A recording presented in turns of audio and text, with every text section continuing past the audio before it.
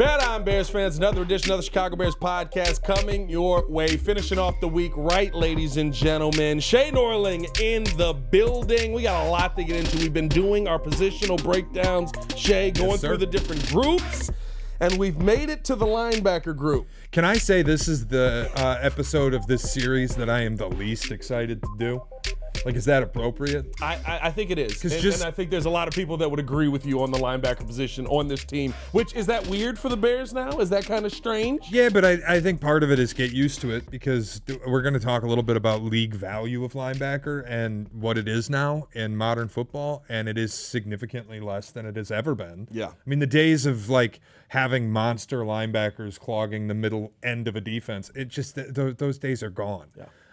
So part of it is I don't think the position's as valuable anymore as it has been in the past. And the other part of it is you've got 3 players on this team in this unit who have played NFL football.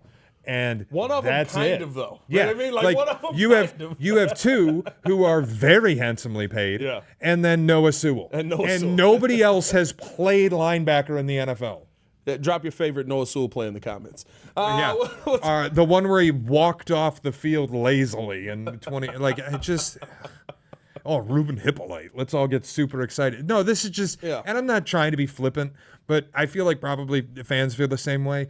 Linebacker, we got to talk about it, but it is one of those things. It's like, we know it's not good. Yeah.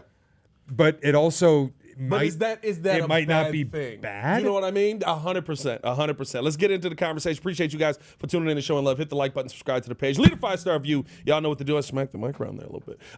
Today's episode is, as always, brought to you by the Advantage Dealer Group. Find your next Chevy, Toyota, or Acura and drive off in under 60 minutes, or they'll make your first car payment. Also brought to you by the Hard Rock Casino, Northern Indiana, Las Vegas style gaming. Just 30 minutes from Soldier Field, exit 6, right off of I-80, 94. I hear the steak dinner there is phenomenal from the good kids, so I got to tap in with that. Listen, quick overview of the linebacker room, where you're at right now.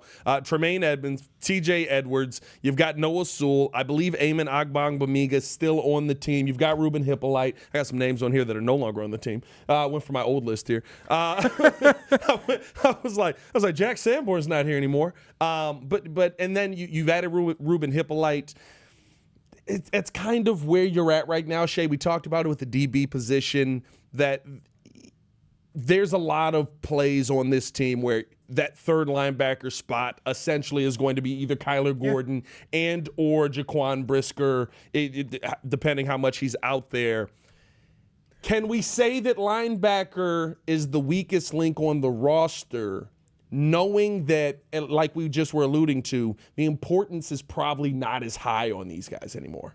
I still want to say it's defensive line. Okay. And that's not praise of the linebacker unit, but it's also, like we just talked about, modern linebacking is different. Yeah. Because it used to be outside linebacker was a defensive lineman. Yeah. And a lot of the time, like, there were off-ball outside linebackers, but now it's the NFL got cute and invented edge.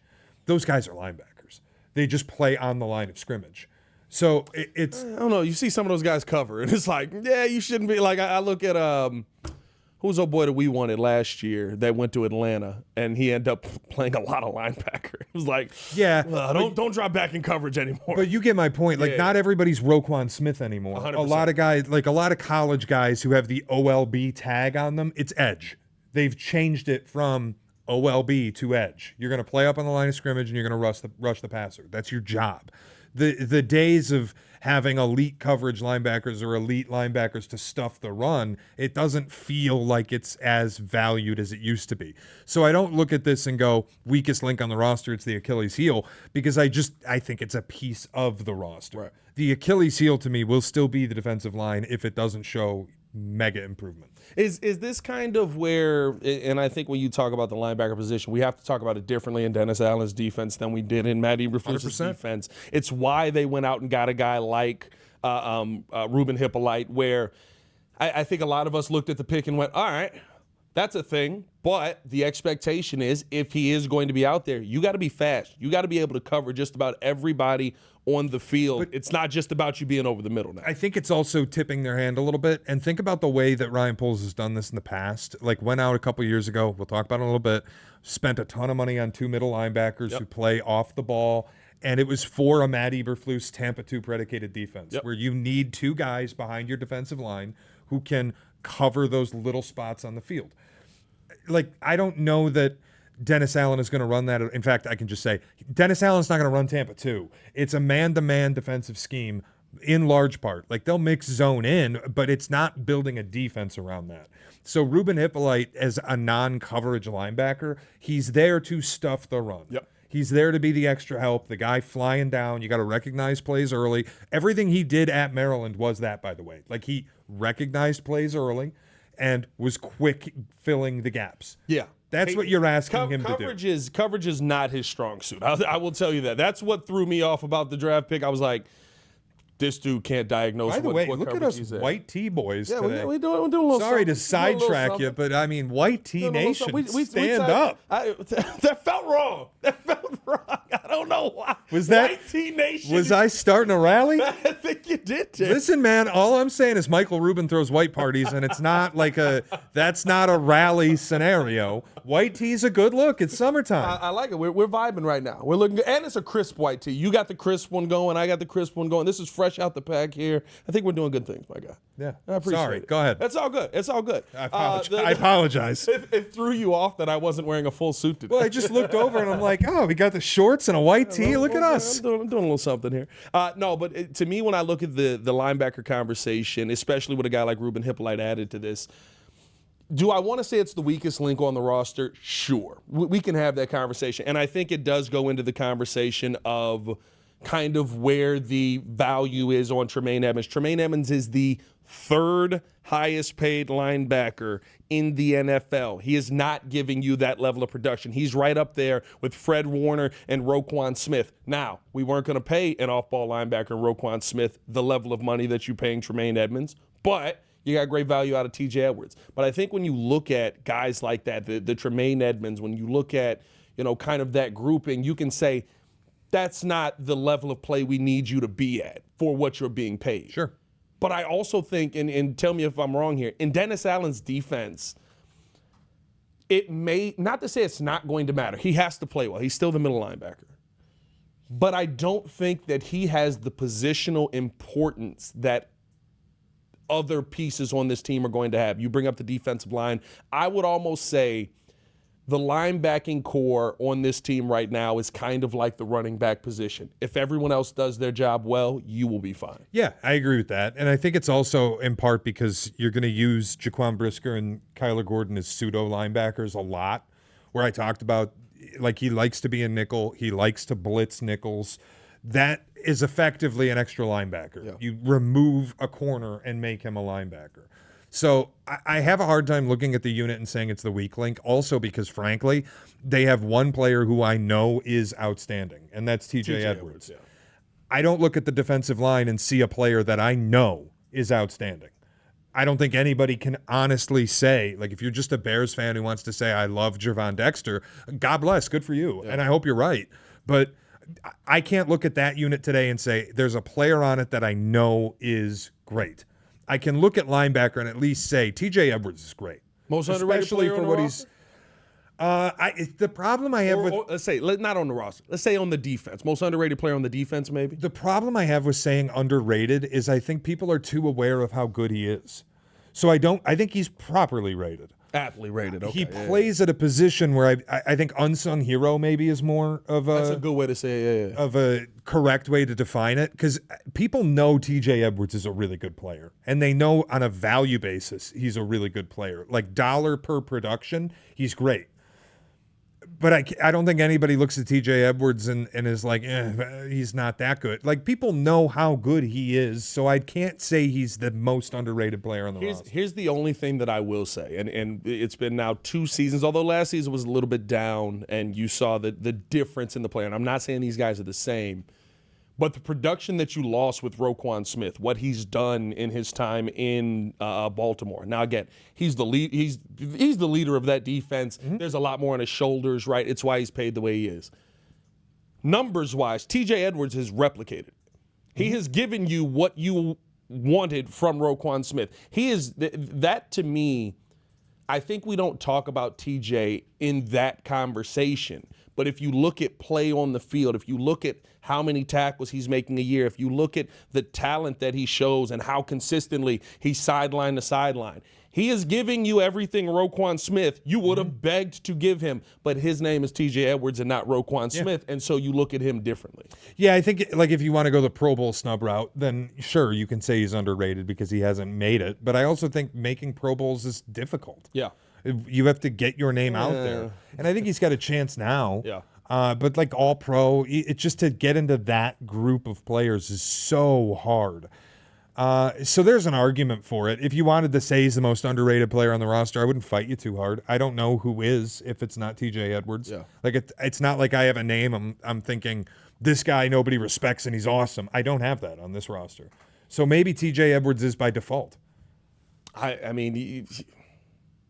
What are you going to do, Jalen Johnson? Well, no, we know how good I was he is. I was gonna say, no, everybody knows who he is. I don't know. They keep leaving him off all the great lists of when the players are like top 100 players and stuff like that. If you wanted to say Kyler Gordon, I could hear that. I could go that route too.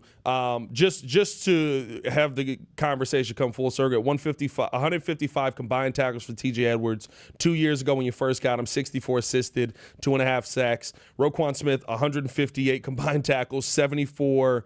Assisted, 1.5 sacks, 1 interception. I think TJ had 3 interceptions that year. Last year, 129 combined tackles, 50 assisted, 4 sacks, though, and 1 interception.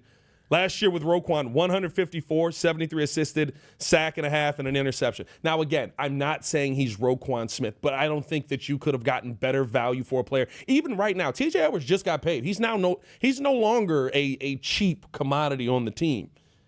It's still so much less than what Roquan is making. And I think that when you have a conversation around that, to me, that does make him one of those most underrated players. But maybe that's changing with the contract. I think the big thing, too, is like I don't really care about how many tackles a linebacker makes. That's your job. Yeah. You're supposed to be at the ball and making a tackle on the ball carrier.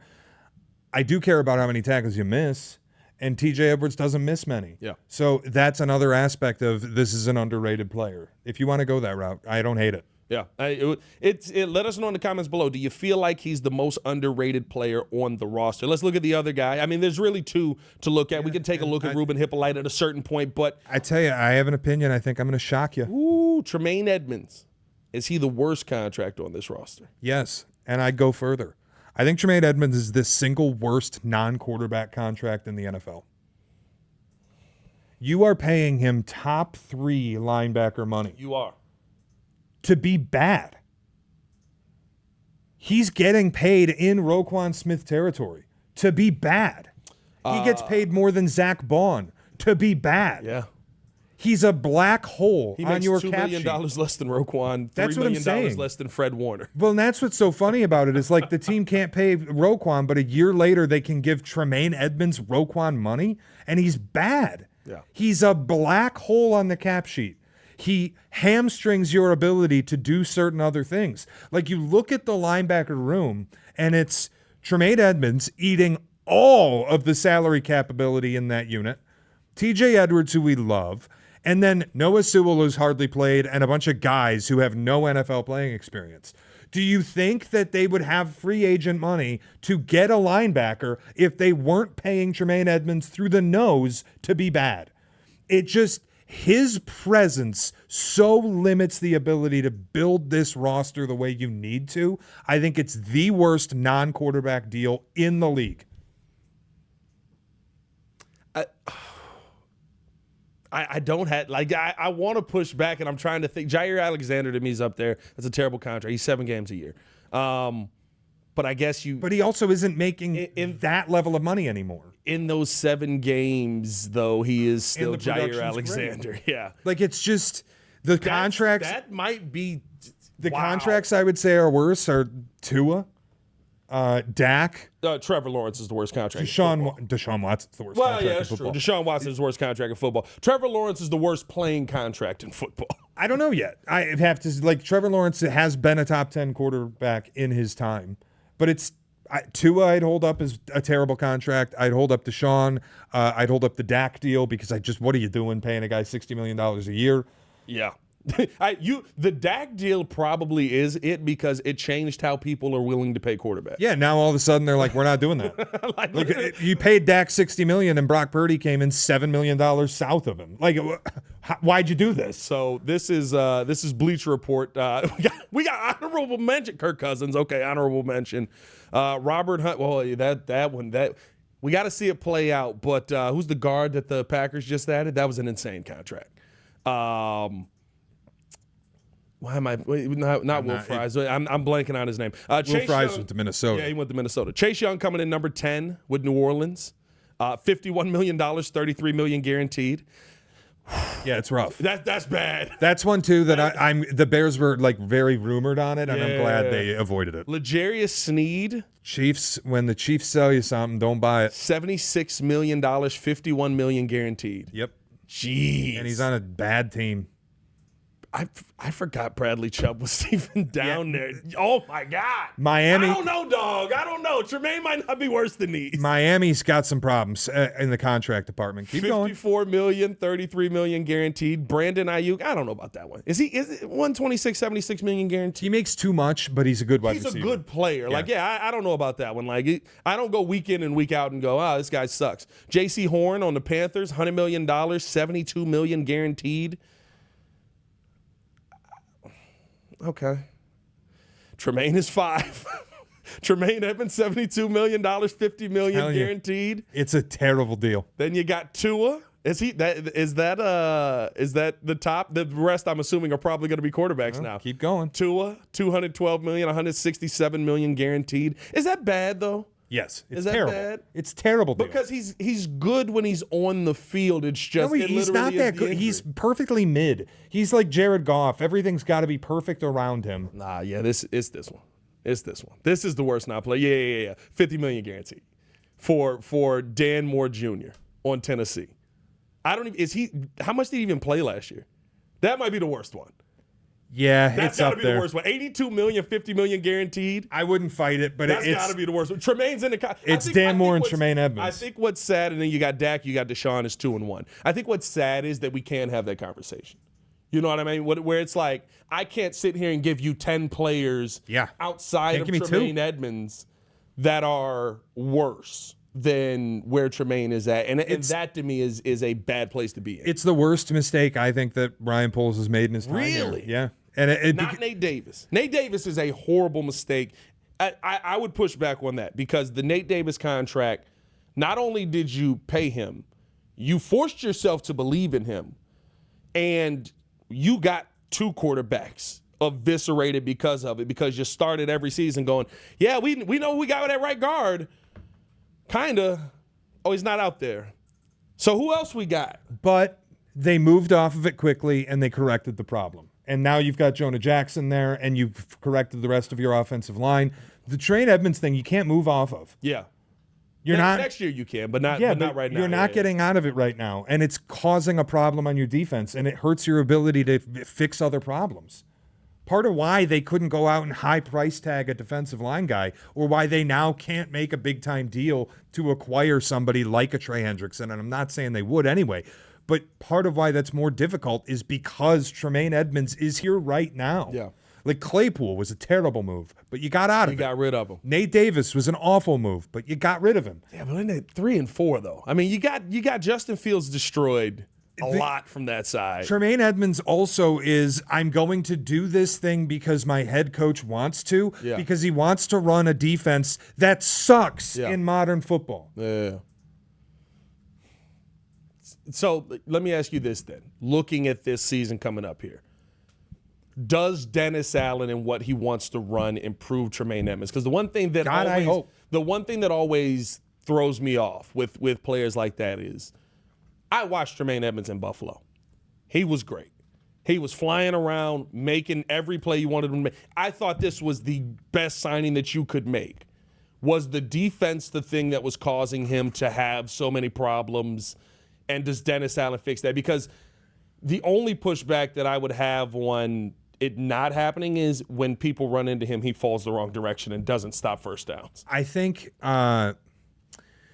running back, we talked about the positional value of it, and I look at it like Running back. Linebacker, I look at like running back, where it's you want Tremaine Edmunds on his rookie contract with Buffalo was fantastic. Yep.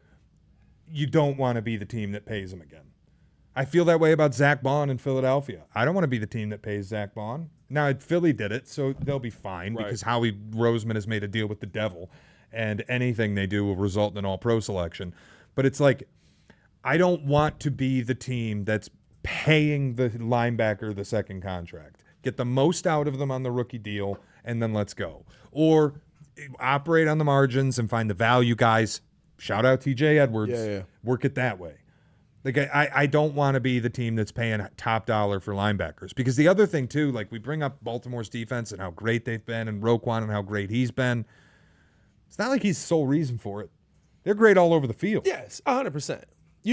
But I think that's the thing, right? When you talk about positional value, I think now you have to be.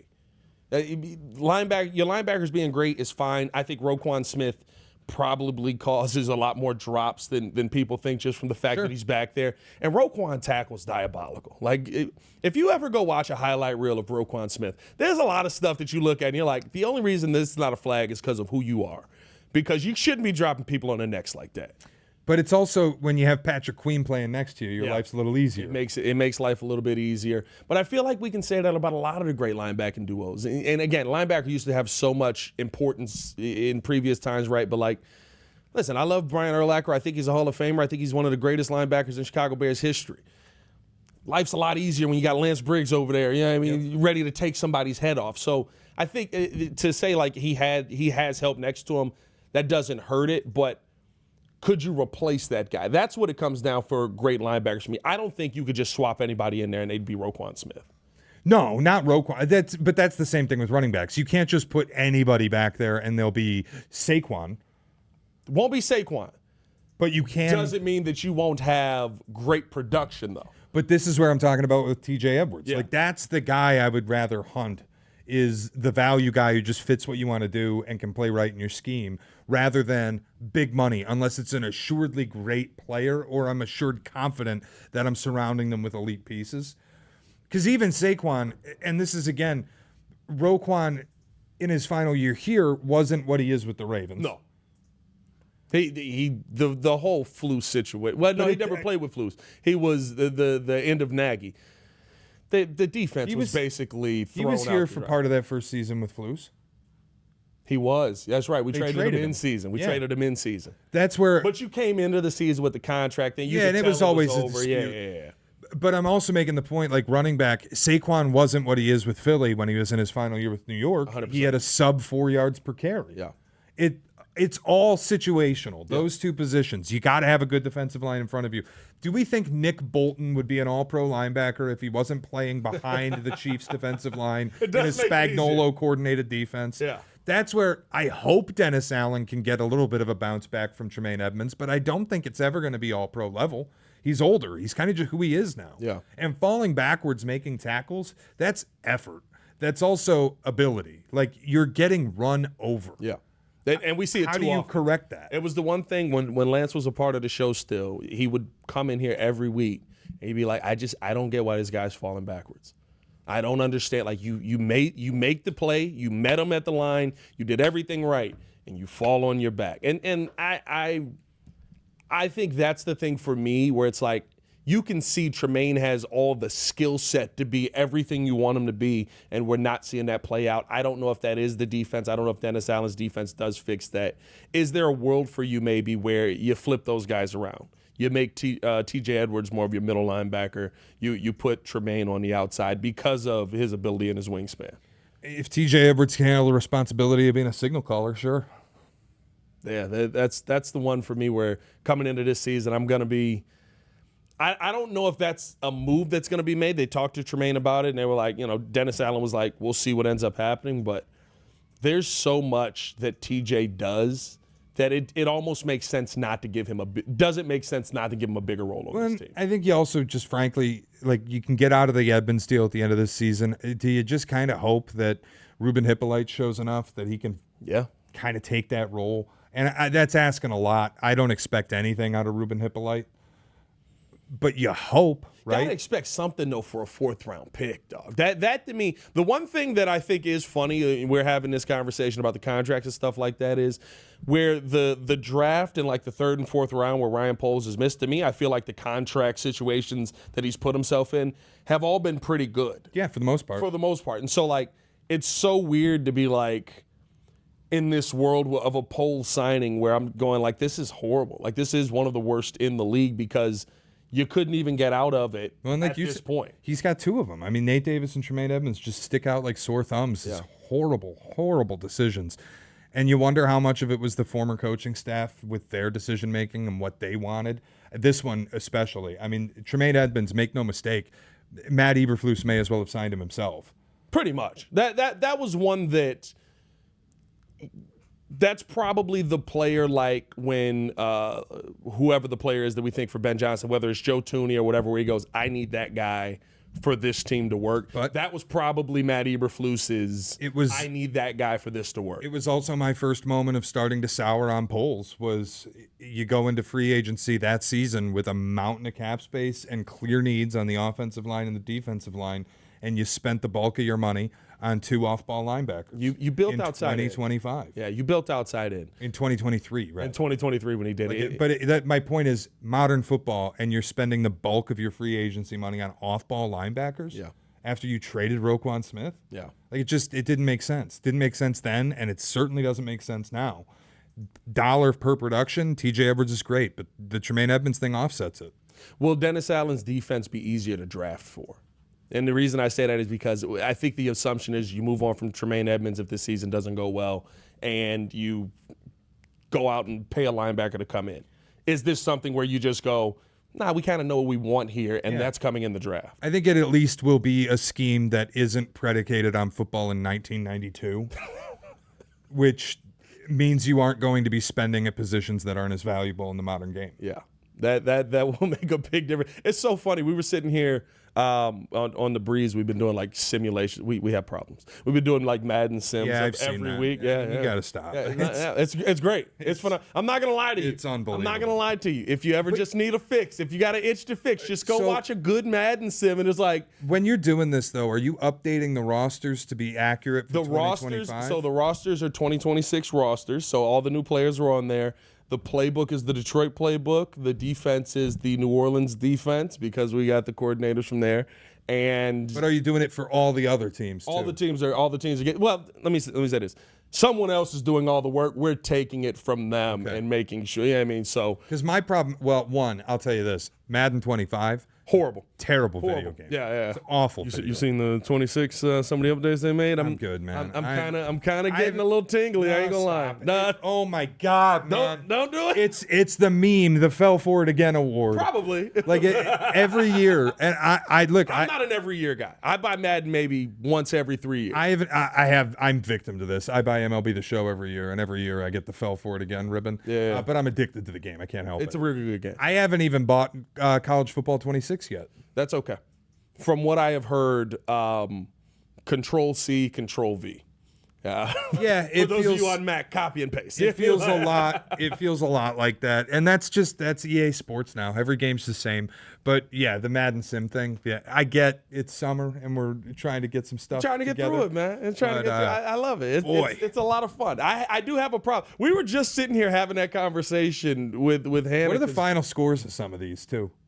Are honestly, they relatively accurate? I would say fairly accurate. Some of them, and we switched to was doing the sim on one because somebody was like, he doesn't update it.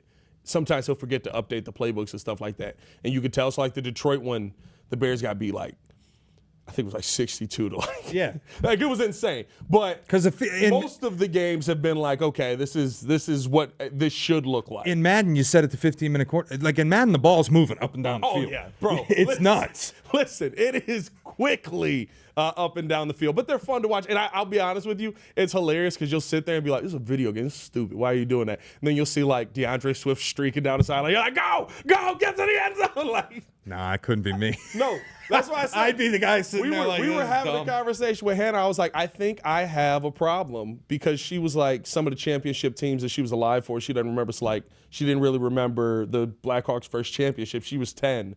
And I was like, I remember when Esteban Loaiza went to the All-Star game. I think I was like 7. Like, I may have a problem. Maybe it's me. So this is really geeking out. But I think Harms brought it up before. It's a thing on the computer, Out of the Park Baseball. And it's just like a text-based simulator. Like, it's not even a really graphical. You don't play the game. But you can get historical rosters and historical seasons from all time. So you can, like, for me, I'll go back and do the 2013 season for the Tigers because it's the one, like, everybody has it, the one loss in their life they can't get over. Yeah. Prince Fielder, that series against Boston, like, that team should have won the World Series and didn't. So I get my catharsis by going back and playing those seasons, just nerding out that way. I get that. I'll do that with the we did it on 2K where we drafted all like legends teams basically, and I think like my team has like LeBron, Chris Mullins. Like there's all of these players all coming together, and then like my guys have. What I did recently. Oh man, are we off the rails? But what I did recently was I loaded up. I had a PlayStation 3. Yeah. And I went and I got MLB 10, the show. I think. Is that the one with the freak on it? No, that was 2K. That was 2K. Okay, 2K. I think it's 2K. Joe Mauer. Okay. But so I put that in, and I did a fantasy draft for 2010 players. So that I'm just like remaking the shape of Major League Baseball. This is so geeky. Like this is how bored I am when I go home some days. I respect it. But, hey, man, we appreciate y'all for tuning in and showing love. If you're weird like us, let us know in the comments below. All that also to say, I'm not here to yuck anybody's yum. If you want to watch a Madden sim and enjoy yourself, do it. I feel like you do what you got to do. It's just not for me. I'm not here to yuck anybody's yum. Is that a thing people say? You never heard that? I've never heard that one. If you think something's delicious, you'd say yum. Oh. And I'm not here to yuck that. Okay. I think pickles are gross. If you like them, good for you. You're allowed to like them. I'm not here to yuck anybody's yum. Yeah, I'm not here to yuck your yum. Do what you want to do. Enjoy yourself. Just like the white tea conversation, white tea it's nation just not for me. Feels wrong, but I get what you mean. Well, your mind is in the gutter. Hey, man, you got to get your head out of the gutter. In and showing love. Hit that like button, subscribe to the page, leave a 5-star review. Y'all know what to do. Make sure to tap in with everything Shea Norling's got going on, and stay tuned in with us here on the Chicago Bears podcast. Hit that like button, subscribe to the page. Y'all stay safe out there, Chicago. Bear down. One love. Peace.